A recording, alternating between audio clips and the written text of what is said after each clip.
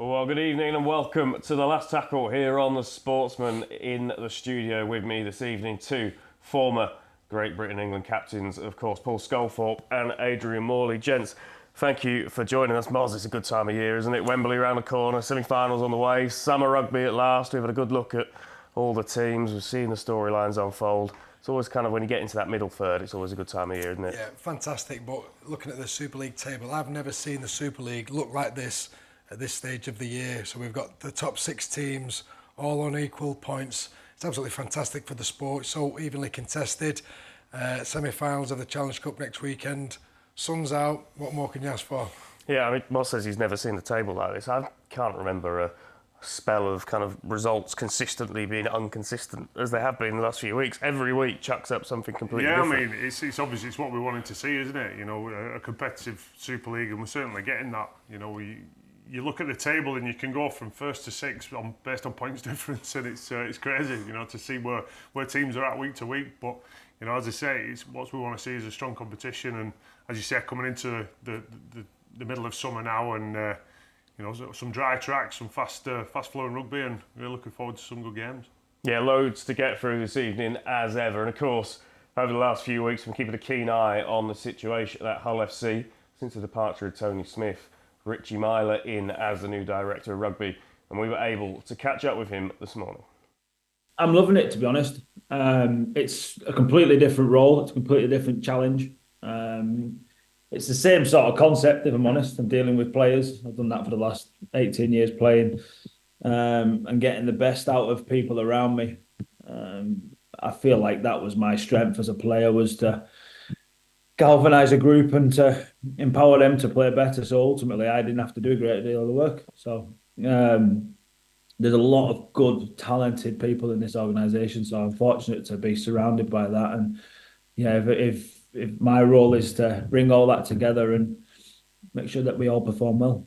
There is light at the end of the tunnel of where we're going to. You can see the club has a direction in which it's going in. So it gives people that hope and that aspiration. And I said to the playing group on day one, I said, there's this period of time between now and the end of the season will define whether they see themselves and want themselves to be part of Hull FC. I think we want people in this organisation and in this team that are proud to play for the club and are not just here to then go somewhere else. They're here to do well for the club and help the club achieve what it wants to achieve. And I think very quickly, within a period of time, that we can get through that process and define who wants to be here. Ultimately, not everybody can be here. That is another element in a salary cap sport, in a organisation that's profitable. And I think obviously there's not enough roles for everybody, but I think as a club we want to be back to where we belong, and that's going to take a lot of hard work and a lot of determination from everyone involved. And this next period of time is going to iron that out. Yeah, Richie Myler, he's got a big job on his hands, hasn't he? Moz, you played with him at Warrington. It's an age-old question at this point. How does he solve a problem like Hull FC? It's a very, very tough one. I must admit I was a bit surprised when Richie got the job as director of rugby there at Hull. I thought there's a lot more experienced people out there, but you know, where do you get your chance? So Richie's got the job now, but it is a very, very tough job. You know, from once Hull FC were making these Challenge Cup finals, you know, making the playoffs, and they had a dramatic fall from grace. They've just lost the coach. You know, I'm a big Tony Smith fan.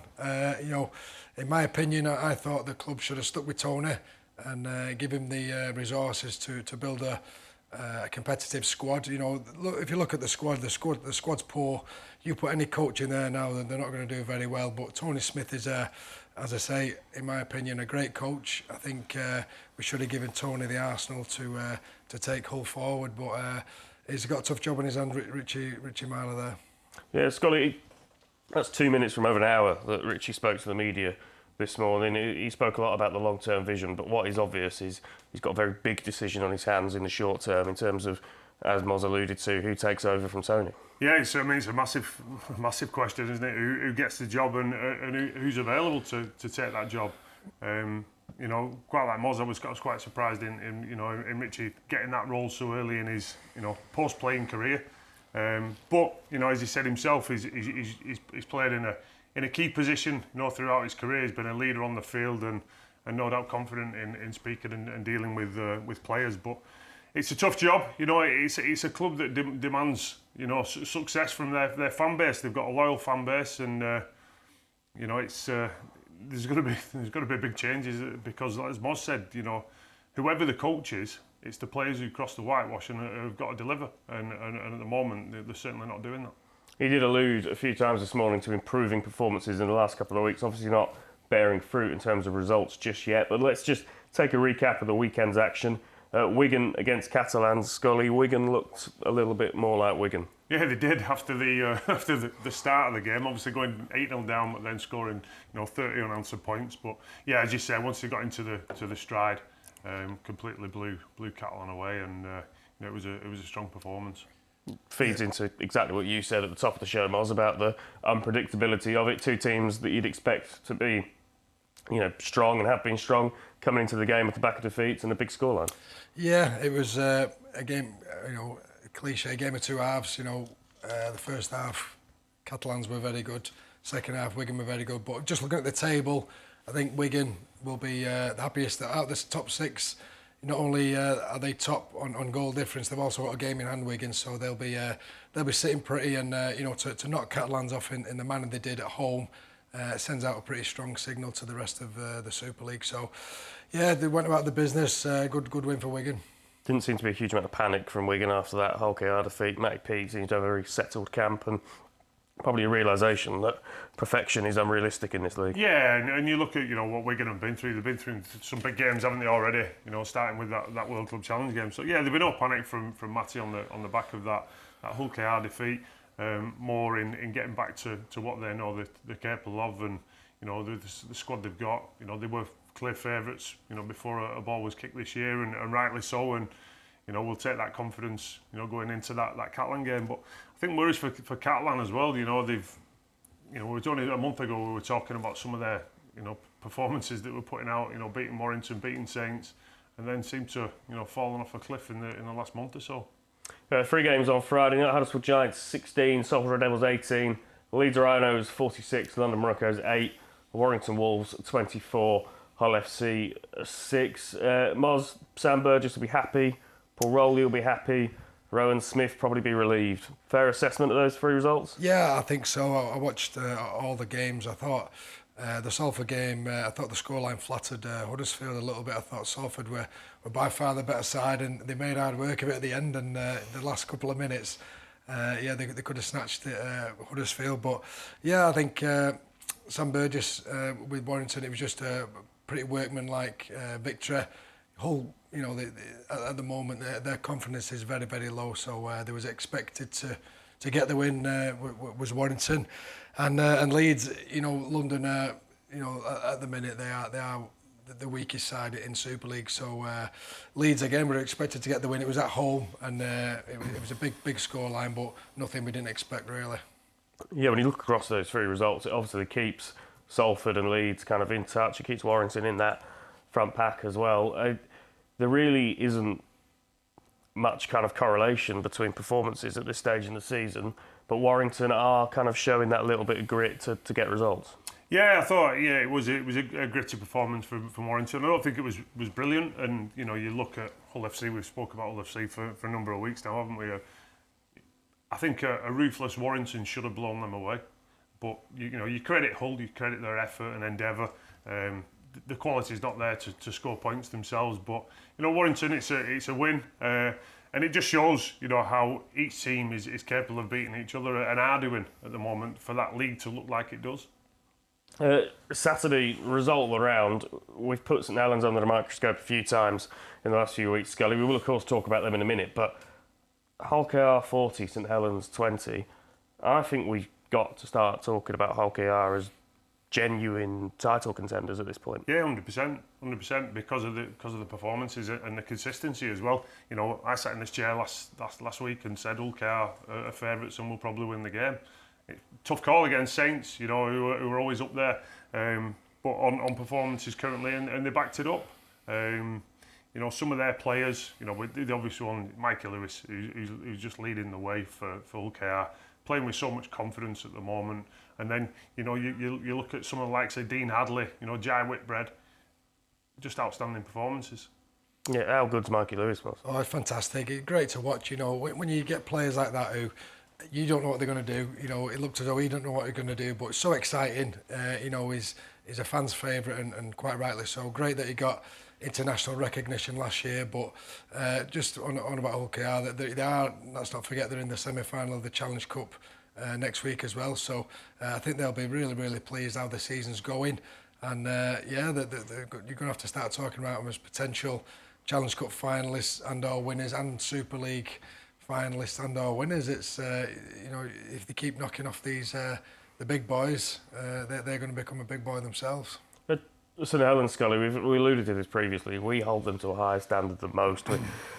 Because of who they are, because of what they've done the last few years, that the criticism is probably more acute for them than it is other teams if they were in their position at the table. It just feels like they're doing it tough at the moment, but it's perhaps difficult to understand why. Yeah, I think the worrying thing for Saints in the game against Hull KR was the weak link was in defence. I thought defensively they were awful. You know, Wello spoke about it at half-time to the players, you know, in his post-match interview, and it only got worse.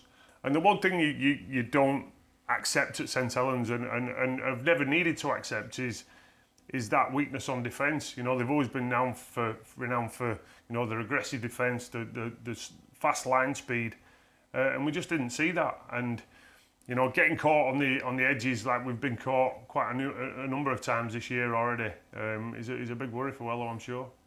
Yeah, it's going to be one that rolls on. It doesn't feel like there's a silver bullet to it, but you know, Saints very much still in the mix. Bookending round 10, you'd be forgiven if you looked at the league table for thinking that Lee Leopards versus Castleford Tigers might be a little bit of a damp squib, but proper entertainment from those two teams. A lesser seen draw these days with the golden point rules, Moz, 28 all. Two teams that just went out there and had a crack. It was a fantastic game to watch. Both teams had chances in extra time to win it. I thought Lee probably had the better chances. I think they missed 3 field goal attempts in the extra time, but it was great. You know, to see 28 points scored from both teams was fantastic. Attacking rugby. Probably you question the defence on both sides, but Castleford have improved the last few weeks. I think the end result, I think Castleford were more pleased with the 1 point. I think Lee will see it as a point loss rather than a point won, but very entertaining, and it was a great end to a fantastic round of results. Yeah, it's an interesting one, Scully. Probably like similar to what we've just said about Saints, but obviously to a lesser extent. We're probably holding Lee to account of what they did last season, but the mentality in which that game was played, Castleford have made massive stride forwards in the last few weeks. Really good to see those two teams kind of put themselves forward, and you then go on to it and say, well, they can turn anyone over because of the kind of, as Moz mentioned, the attacking mentality of it. Yeah, definitely, and you know, it's great to see. We all want to see a strong Cast team. You know, I have got a little soft spot for Castleford, and you know, it was tough to see them, you know, in the first few months of the season, and you know, great to see. You know, they've made a few recruitments, they've got a few players back. I think Texoy has been a bit of a revelation for them on attack, just giving them that bit more strike. And it was a great game, so enjoyable. As Moz said, very attacking focused on, you know, you score 30, we'll score 32, and it wasn't about stopping, you know, defences. But as Moz said again, you know, I think Lee'll, you know, be more a point loss there. Yeah, I was a big fan of what Craig Lingard did at Batley. Good to see him, you know, getting the wheels turning at Castleford. A proper entertaining game, and we had some proper entertainment right here on the Sportsman. Of course, on Sunday from Betfred League One, Keighley Cougars against Hunslet. All the odds were stacked in favour of the Cougars. Hunslet springing the upset over their local rivals. We're doing it all over again this Sunday with live action from the Betfred Women's Super League. It's a grand final rematch. York Valkyrie, of course, came out on top in October. Will Leeds get revenge this time around? It's a 12 o'clock kickoff. Coverage starts at 11:45. So make sure you join us for that one from the Betfred Women's Super League. And in a week and a half time, it is Challenge Cup time. We are counting down to the road to Wembley.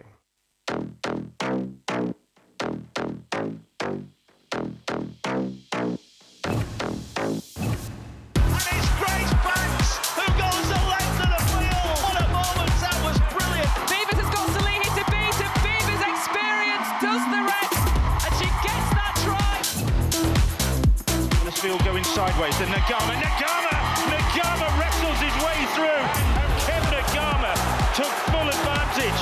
He's got Dufty, Hewlis doesn't need the support, he's gone all the way himself. It's a Betfred Challenge Cup semi-final, and that's a richly deserved try. Incredible! Here's Hardcastle now, look to the step, there's half a gap there, she can exploit it if anybody can, she can! Thompson, can she get away through? She can't, but she can offload to Salihi, and Wigan hit back! Knockout Rugby League, it's what we love. Will it be Leeds Rhinos? Will it be Wigan Warriors?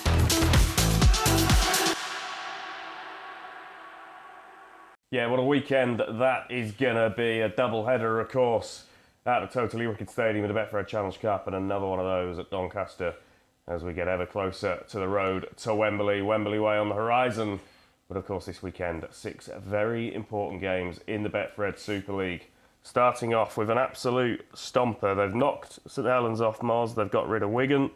Warrington need to be very careful that they're not Hull KR's next victim. Yes, this is the only tie of the round where it's both teams in the top 6, and both teams are playing in the semi-final of the Challenge Cup next week as well. So absolutely massive game for both sides, and Hull KR are going to go there full of confidence, expecting a win. But if the Wolves think they're going to do anything in the Super League, I think they need to really stand up and have an improved performance from last. Even though they won last week, it wasn't a fantastic performance, so they'll need to be good because we know how good Hull KR can be. So I think it's going to be a humdinger of a game, but I just think Warrington will have a bit too much for Hull KR at home. So to the surprise of absolutely no one, Scully, Moz is back in Warrington. We've spoken about entertainment a few times in this show. Feels like a game that you'd want to be at, this one. Yeah, definitely. I think it's going to be a great atmosphere there as well. No doubt Hull KR fans, the form they're in at the moment will travel in force. And again, I think they're going 2 favourites.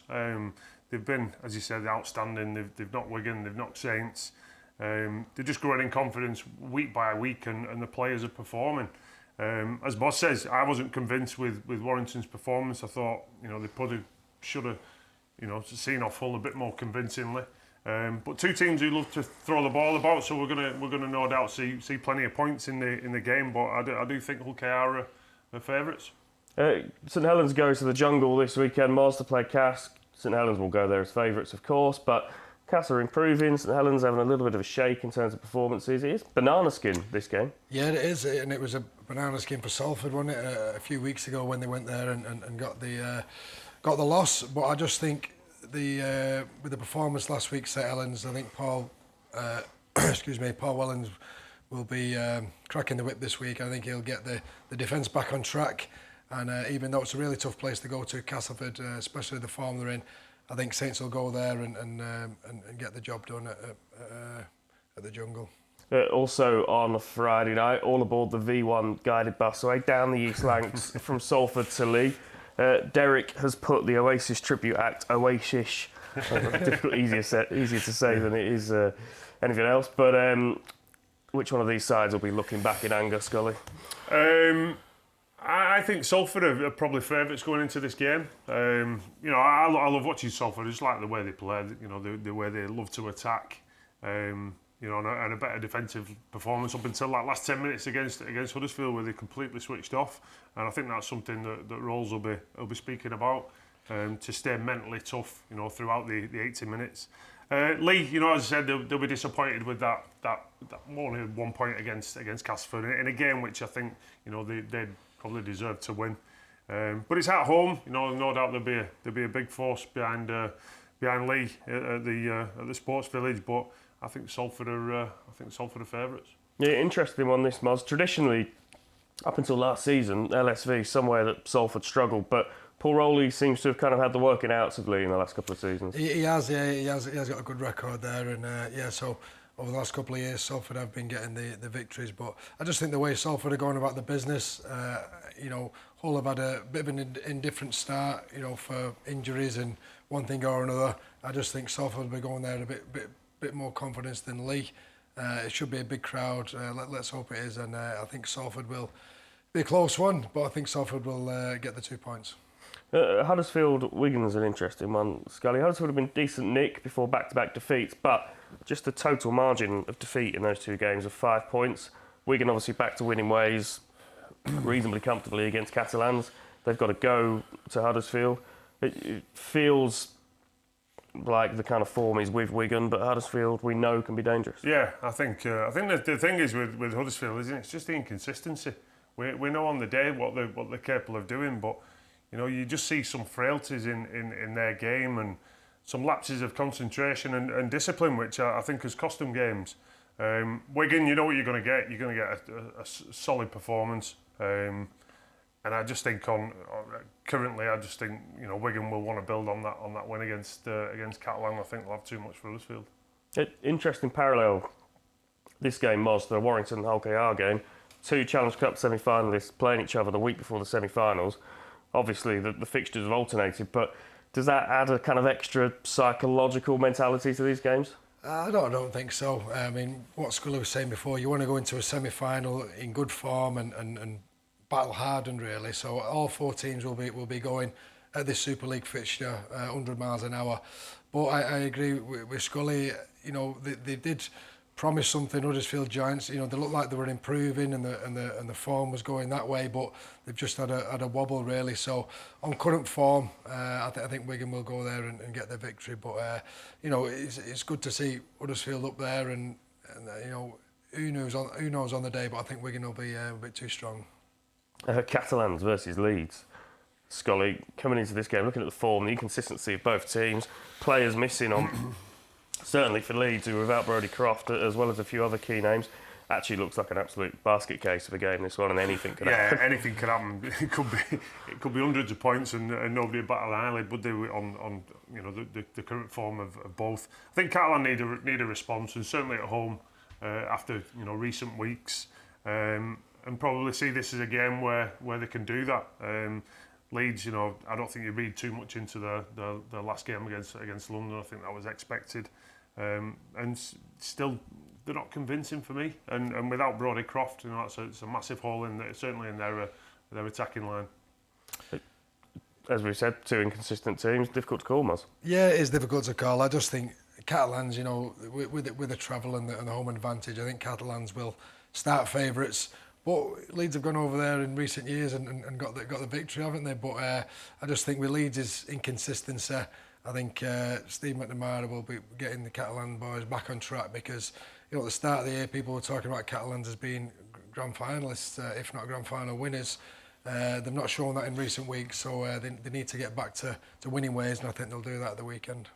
Rounding off the weekend, we heard from Richie Myler, obviously earlier in the show. His side travelled down to London, round to the wire last time, and there's a flip here for Hull FC, because this time round the pressure's on them. It is, and I think this is London's best chance of knocking that 0 on the head and getting their first win in Super League. I think they should have beat Hull the last time they played. They threw the game away, and if ever there's an opportunity and in London to pick up 2 points, I think this is it.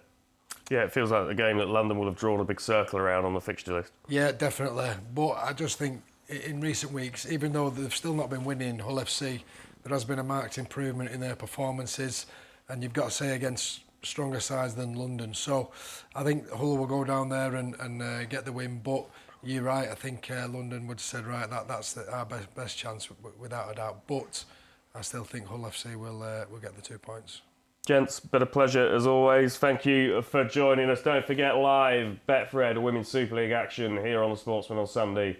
York Valkyrie against the Leeds Rhinos. And next week, we've got a Betfred Challenge Cup semi-final special. We'll see you then.